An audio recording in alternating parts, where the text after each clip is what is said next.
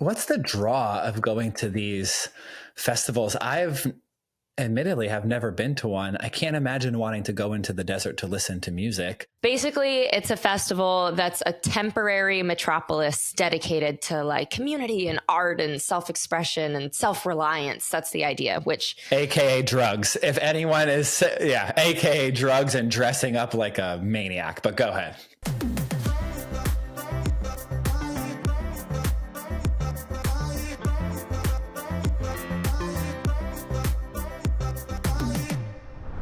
Hey, you guys, welcome to Travel Nerds. Today we're going to talk about something relevant that's happening. By the time you listen to this, hopefully everything has smoothed over. But at the moment, 73,000 people have been stranded at Burning Man. So starting August 27th, we've had some intense flooding in the Nevada desert, and it has caused people at Burning Man to be completely stranded, which is really scary. Not to mention, somebody died from this. It was that intense and crazy. So I'm sure you've heard about it on the news and things. No. I definitely have heard about it. I've seen people like Chris Rock, Diplo, a bunch of artists got stuck, which kind of made me think of how human is it that like Chris Rock is out there, he gets stuck in the mud. And then I saw a video of Chris Rock in a Knicks jacket hitchhiking a ride home in like someone's truck. And he's just talking about how he wants a cold brew. Chris Rock is one of the most famous people in the country, and he sounds just like Chris Rock. He's doing shtick on the back of a pickup truck, and he's talking about how he wants a cold brew, and he's just riding with the normal people to get out of Burning Man. That is insane. I would think someone like Chris Rock would like helicopter in, but no, he's just rolling out with everyone else. I know. Radical self-sufficiency. It's like testing all of these people. It's almost like they went to a survivalist camp festival. I saw that video too. And yeah, him and Diplo were both just on the side of the road, like thumbs out.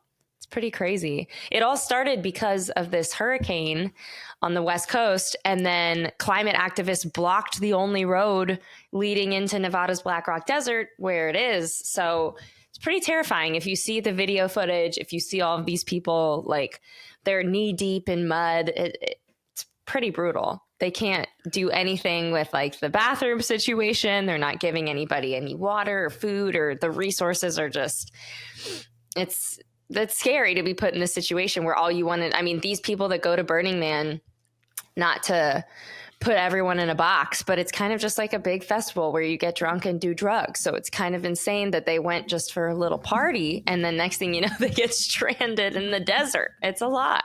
What's the draw of going to these festivals? I've admittedly have never been to one. I can't imagine wanting to go into the desert to listen to music.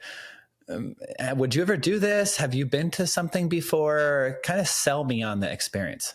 Just to start at the beginning of the genesis of Burning Man. So basically, it's a festival that's a temporary metropolis dedicated to like community and art and self-expression and self-reliance. That's the idea, which AKA drugs. If anyone is, yeah, AKA drugs and dressing up like a maniac. But go ahead.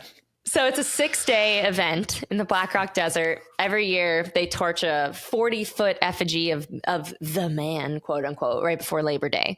So this year the festival was delayed due to flooding from the Hurricane Hillary. And the event has been held since 1986. So this has been around for a very, very long time. And then they named the statue Burning Man. They promote it to, they promote it around, hand out flyers, creating t-shirts, blah, blah. In 1997, there were like 10,000 people there. And now in 2023, you got 73,000 people showing up in the middle of the desert. It's kind of crazy the way that it's going. But basically, climate activists protesting on the road leading to Burning Man. This is what caused the blockade and caused all of this craziness. There were a lot of insane videos. People, your safety is being called into question here, which is the scariest part. But yeah, just we need to pop some pictures in here to show people what the deal is. But typically, dry desert, completely flooded. It's just a whole mess. And I hope everybody's safe and back home now. I know they're right on the outskirts of making sure that it's all over with. So I have been to something like this. I've been to Lollapalooza. It's a little different. I don't really listen. I don't need to be in the desert. I don't need to be in the middle of the desert. That's no place for me. Especially, they're all just like wearing bikinis that are like bedazzled and like masks on their head. It's not really my thing. I'd rather Lollapalooza, loved it. Right in the middle of Chicago, you look up, you see you're in the middle of the city. There's a bunch of buildings all around you. I don't need to be like in the desert. I don't know. Yeah, I don't really have any interest in going to that ever. Especially now. It's like, oh my God, y'all never had a plan B if things went sideways ever? For 73,000 people, you never came up with like a contingency plan in case things didn't go well? I don't know. Not the kind of thing I need to be a part of. The truth is, for 73,000 people, there's really not much of a contingency that you can have. You can get the important people out, but even the important people like Chris Rock and Diplo, these are national treasures, and they're stuck hitchhiking on the side of the road, walking out. I mean, the video that we saw of Diplo, he was going to walk out of Burning Man. Like miles just walking.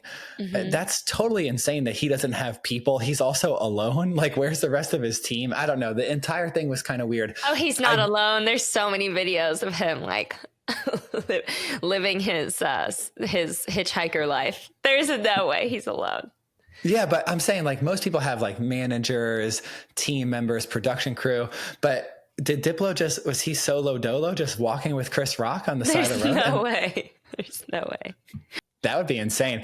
I actually just looked up the cost of Burning Man. So a burner pass between $475 and $525, a vehicle pass $150, RV pass $300, senior citizen pass. Please tell me there's not senior citizens going out there in the desert. Oh my God. $375, a disabled person pass, same as senior citizen, also $375, and a children's pass. This doesn't seem like a place for a child, but if your child wanted to experience Burning Man and they're under 12, it's for free. So how generous. But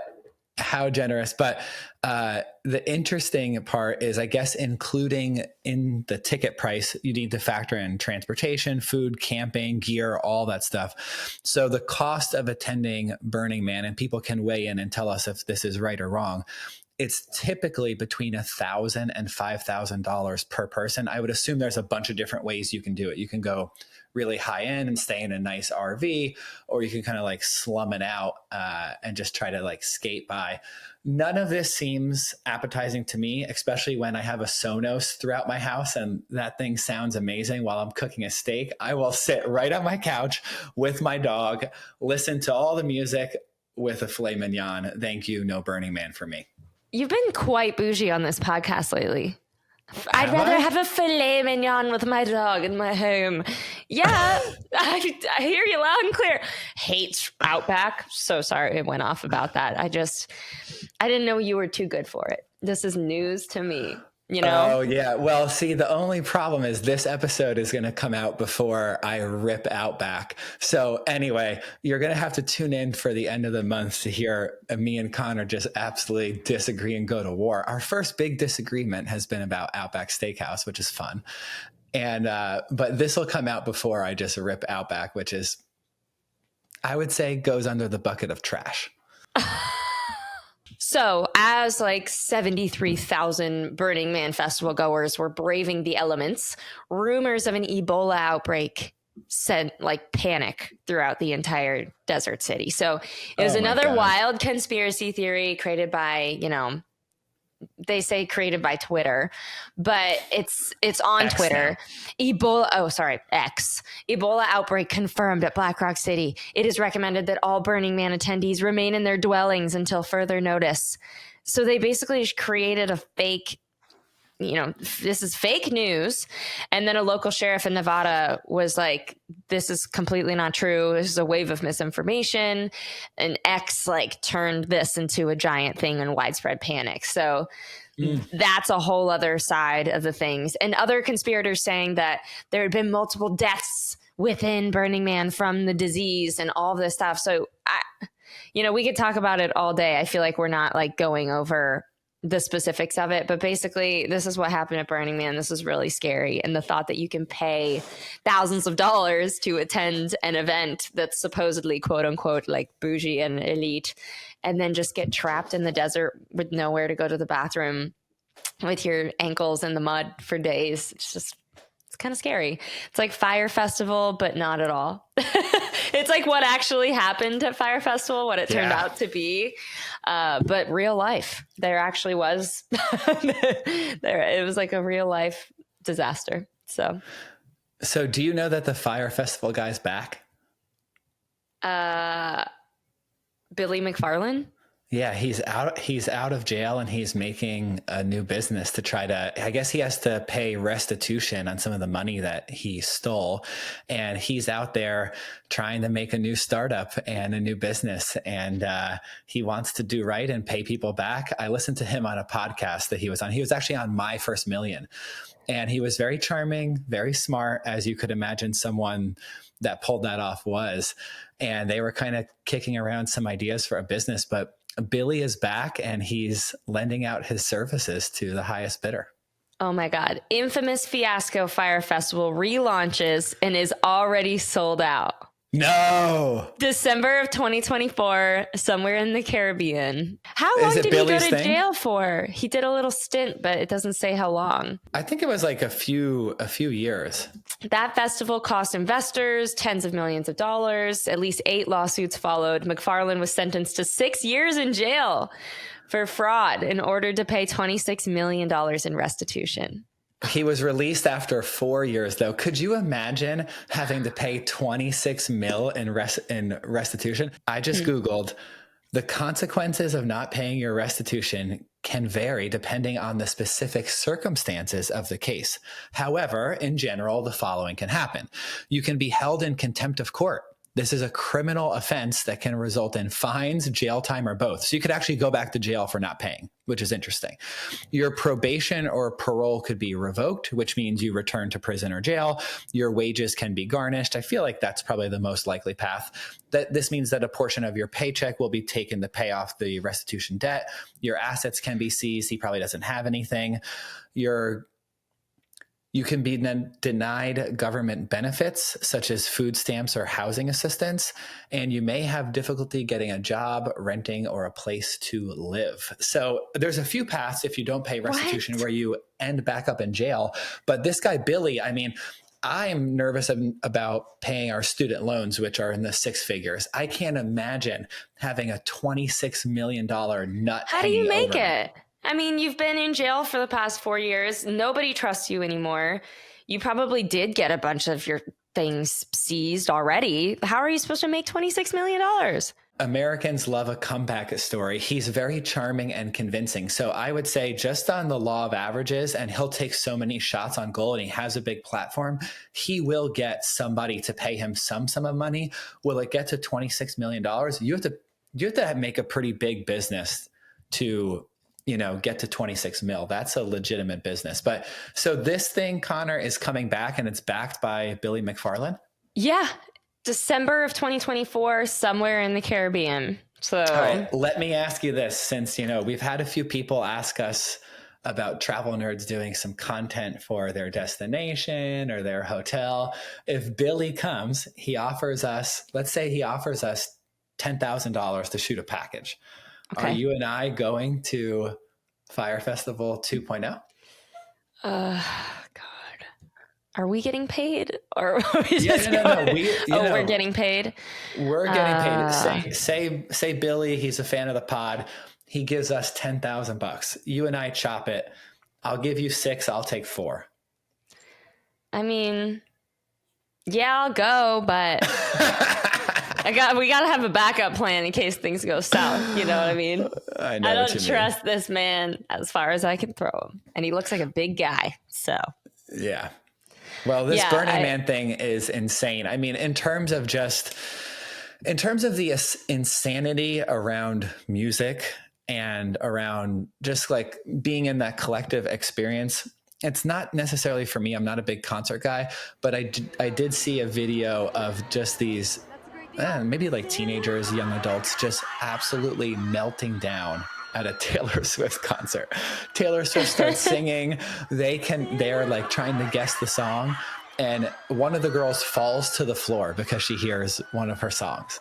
And I was like, that is absolutely insane. Is there anyone else on earth that has fans like Taylor Swift? I don't even need to take a second to think about it. No, people would, if Taylor Swift was like, hey, everybody needs to like murder a member of their family because I said so, our population would instantly get cut in half. Like people will do anything that she says. It's kind of scary.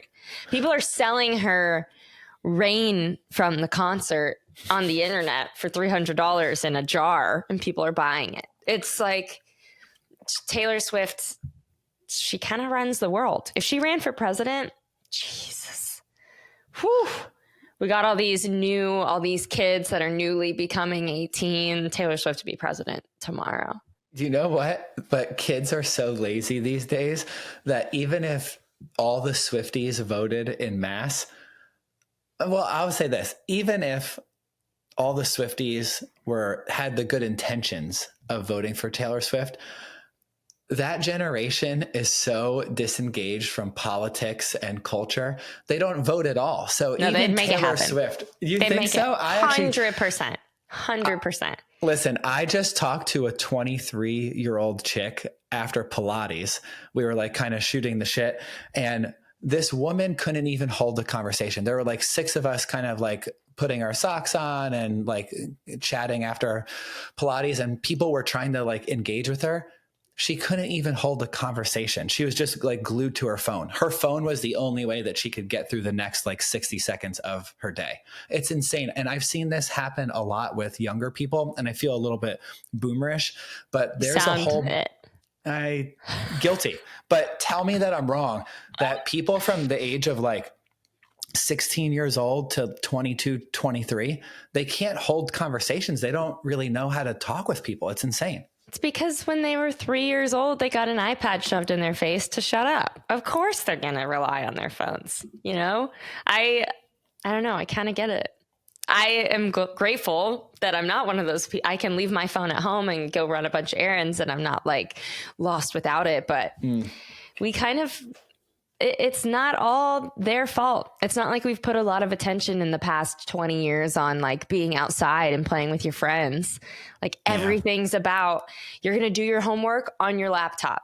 When you're bored and you have nothing to do, great. We created 100 million social media apps for you to enjoy. It's like there's no attention being put on leaving the phone at home ever. It's like, don't go anywhere without your phone. How am I supposed to know where you are? How am I supposed to get a hold of it? Like, we just live in a world where we've curated this. And now the people that have made these children, these types of adults, are the people complaining about them acting this way. It's like, well, that kid did cycle through 4 iPads before the age of 10. So I don't know why you're like, I don't know why he's like this.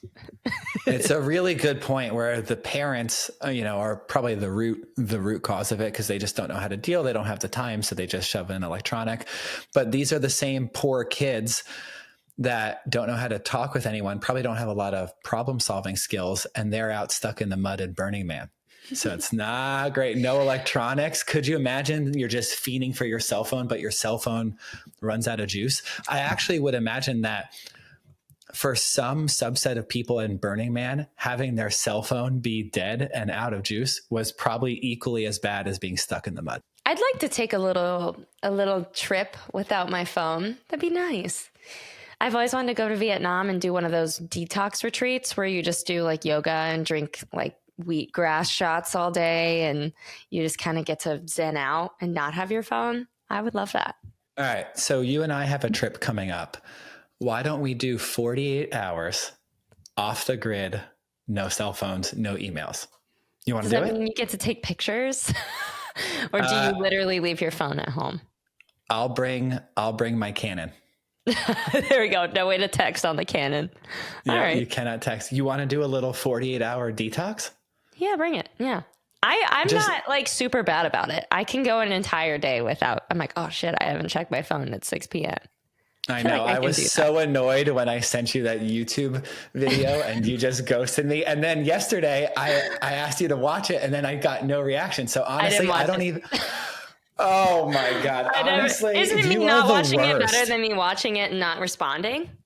During No, the they're weekend, both I kind bad. of. All right. Well, on the weekends, I try to really like step back from the old texting. You know what I'm saying? You're such a liar. I'm just saying. I do. Okay. No one's here like checking in on, on me. No one's asking me a million questions. I can just kind of leave my phone in my room, and by the time I see it at 8 p.m., I'm like, no text, sad. All right. Well, one day, 7 days in the future, check the video that I sent you. I think you're going to like it, but maybe you won't. Honestly, I'm so much annoyed hype with you. now. Yeah, So there's much a hype lot now. of I hype know. on this video. Now, since I've been trying to get you to watch this thing for 3 days, now I feel like there's too much hype, and you're going to be like, it was a 6. Yeah, well, we'll see. I'll watch it right now. How about that? No, don't. That's not good for the pod. You can't watch it for the pod. Post pod. I'll watch it after the pod. Post pod on headphones. Don't let Tuna hear it. Don't let Ned hear it. Yeah. What? Yeah. What is this? Oh, now you're interested, huh? Because I said your dog and your cat are not allowed to hear it. Also, if Molly wants it, don't send it to her either. Molly just said, "What is this video? What?" I feel like, so Molly, the video, I would put the video in the same category as one of Connor and I's favorite new videos that we watched, Stonehenge by Yelvis. So it's in that realm of music videos. And this video. we will send you the video if you email us at hello@travelnerds.co. We'll send you this video. Depending on who you are. We have to gauge. Depending on who you are. We have to gauge. We'll send you the video if you email us a question for a One Question Friday. How about that? That's fair. Yeah. All right, you guys, that was another little hectic episode of the Travel Nerds. A little Burning Man talk, a little Fire Festival talk. Are you interested in hanging out in the desert for 6 days? I don't think Kenny and I are. It's not really our Pass thing. for me. We're not here for that.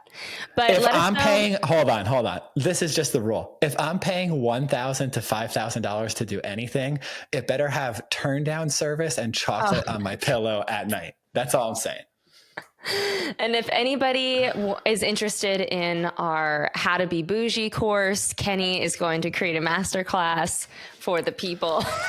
Terrible. All right, you guys, email us at hello@travelnerds.co. Follow us at Travel Nerds Pod, and we'll see you next week. Later, nerds.